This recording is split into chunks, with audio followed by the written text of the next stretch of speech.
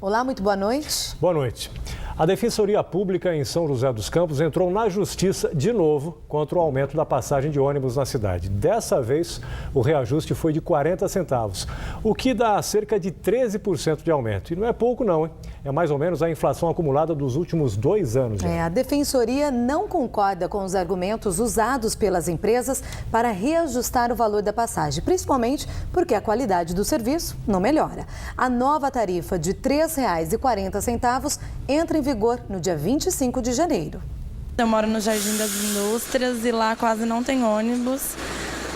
Quando a gente vai sair de ônibus é mais fácil pegar a van, porque ônibus quase não tem. Eu achava que não tinha nada mais aumentar, ou então aumenta o ônibus. Coloca mais ônibus no lugar pra gente pagar o que eles querem, entendeu? Pode ir contando as moedinhas mesmo. O aumento do preço das passagens será ainda neste mês, a partir do dia 25.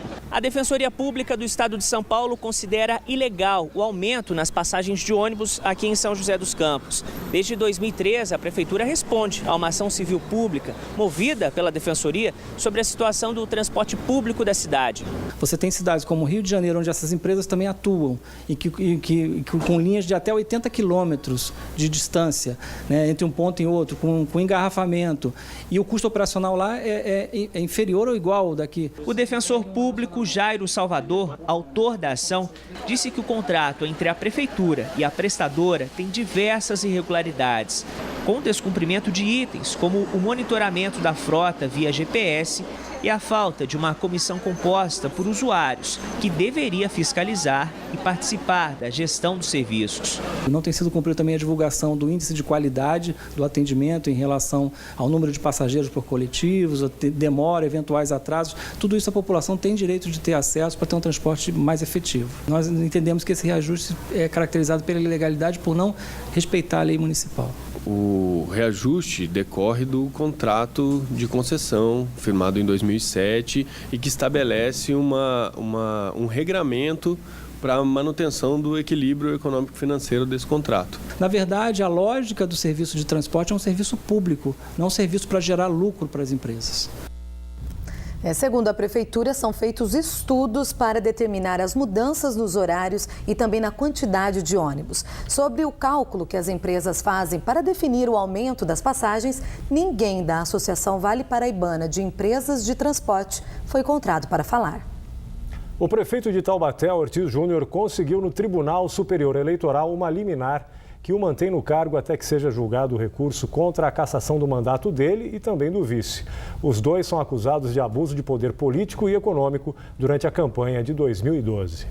A liminar que dá fôlego ao prefeito de Taubaté é do ministro do TSE, João Otávio de Noronha. Ela atende a um pedido da defesa de Ortiz Júnior, feito na semana passada. Ele já teve o mandato cassado na Justiça de Taubaté e também no TRE em São Paulo.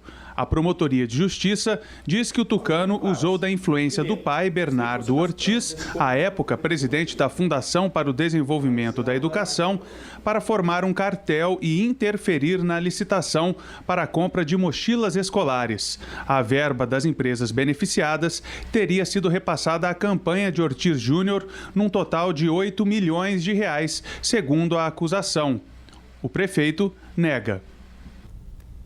E o prefeito de Aparecida ainda não foi encontrado para receber a notificação da Justiça. Segundo a assessoria de imprensa da Prefeitura, moradores da cidade teriam visto Márcio Siqueira, do PSDB, em Ubatuba nesta semana. No entanto, a funcionária afirma que não recebeu nenhum comunicado oficial de que o tucano estivesse viajando. A assessora adiantou também que uma nota deve ser divulgada amanhã, quando acredita que o chefe do executivo apareça no Paço Municipal. Nós tentamos falar com a promotora do caso, Kátia Módulo, mas ela estava em audiência. No dia 19 de dezembro, a Justiça Comum pediu o afastamento do prefeito e de outros 3 secretários por supostas irregularidades em licitação para o fornecimento de cestas básicas à Prefeitura entre 2009 e 2010. Uma fonte do jornalismo da Band disse que a suspeita é de favorecimento de empresa. Nos próximos meses, as contas de luz vão vir com uma cobrança a mais, a taxa de iluminação pública. Isso vai ocorrer na maioria das cidades e algumas delas já estão se unindo para tentar manter postes e lâmpadas funcionando. É o caso de Paraibuna e Santa Branca. Paraibuna é uma cidade tranquila, tem cerca de 18 mil habitantes. Para quem vive aqui, ter uma iluminação pública eficiente é importante para garantir a segurança. Na cidade existem cerca de 2.400 pontos de luz. A partir deste ano, a responsabilidade sobre os serviços de manutenção passou a ser dos governos municipais. Os prefeitos dizem que com a mudança, os custos devem aumentar. Por isso, Paraibuna resolveu se reunir em um consórcio com outras cidades menores próximas. A empresa que pegar para fazer essa manutenção, quanto mais pontos, mais cidades tiverem, fica mais barato o custo para os municípios. Então é interessante da gente estar trazendo novos municípios, a gente tem essa ideia de nos próximos meses aí ter mais municípios associados. Os prefeitos esperam mais adesões ao consórcio. Uma cidade que aderiu ao consórcio é Santa Branca. Por aqui são cerca de 1.500 pontos de iluminação pública. O prefeito afirma que pretende ampliar a iluminação para os bairros mais periféricos, principalmente na zona rural. A gente calcula que a gente vai reduzir esse preço, que começou na época, quando começou isso aí, em torno de R$16 por ponto. A gente vai conseguir em torno de R$7, R$8 por ponto, praticamente a metade do valor, através do consórcio. Salesópolis, no Alto Tietê, também se uniu ao consórcio. E quanto mais participantes, melhor, para tentar baixar os custos da licitação conjunta. A união entre as prefeituras vai ser boa para os trabalhos, reduzindo os gastos. Mas não quer dizer que vai mudar muita coisa para os moradores. Em Paraibuna, por exemplo, a taxa de iluminação pública já é cobrada na conta de luz. Eu acho justa a taxa. Ainda mais quando a gente trabalha à noite, tudo precisa chegar em casa, então eu acho justo. Eu acho uma taxa cobrada ilicitamente, é um absurdo.